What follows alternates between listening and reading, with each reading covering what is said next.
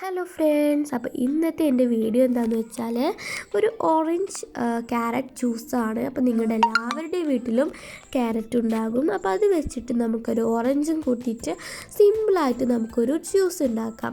അതിന് വേണ്ടിയിട്ട് ഞാൻ ക്യാരറ്റ് 3-4 ക്യാരറ്റ് എടുക്കുക. എന്നിട്ട് ഓറഞ്ച് ഒരു 4 എടുത്തിട്ടുണ്ട്.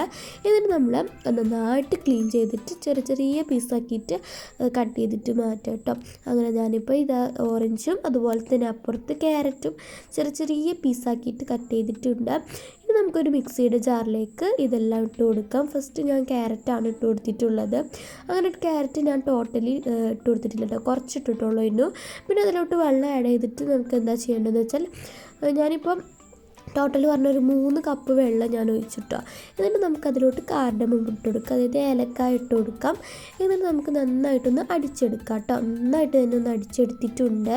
അപ്പം നമ്മളിത് നന്നായിട്ടൊന്ന് അരിച്ചെടുക്കാം, നന്നായിട്ടൊന്ന് സ്ട്രെയിൻ ചെയ്തിട്ട് എടുക്കാം കേട്ടോ. അപ്പോൾ ആ ഒരു തരികളും പിന്നെ ക്യാരറ്റിൻ്റെ നല്ല തരികൾ ബാക്കിയുണ്ട്, അപ്പോൾ അതൊക്കെ നമുക്ക് നന്നായിട്ട് അരിക്കാം കേട്ടോ. അപ്പോൾ ക്യാരറ്റ് നമുക്ക് വേവിക്കേണ്ട ആവശ്യമൊന്നുമില്ല. എന്നിട്ട് ബാക്കി ഉള്ള ക്യാരറ്റുകളും അതുപോലെ തന്നെ ഓറഞ്ചും നമുക്ക് ഇട്ട് കൊടുക്കാം കേട്ടോ. നെക്സ്റ്റ് സ്റ്റെപ്പ് അതാണ്, നമ്മൾ ബാക്കിയുള്ള ക്യാരറ്റും അതുപോലെ തന്നെ ഓറഞ്ചും കൂട്ടിയിട്ട് ഇട്ട് കൊടുക്കണം. എന്നിട്ട് നമ്മൾ അതിലോട്ട് വെള്ളം ഒഴിച്ച് കൊടുക്കാം. നമ്മൾ അതിലോട്ട് വെള്ളം ഒഴിച്ച് കൊടുക്കണം. ഞാനിപ്പോൾ ഒരു 2-3 കപ്പ് വെള്ളം ഒഴിച്ചാൽ മതിയാവും. എന്നിട്ട് നമുക്ക് നന്നായിട്ട് ബ്ലെൻഡ് ചെയ്ത് കൊടുക്കാം.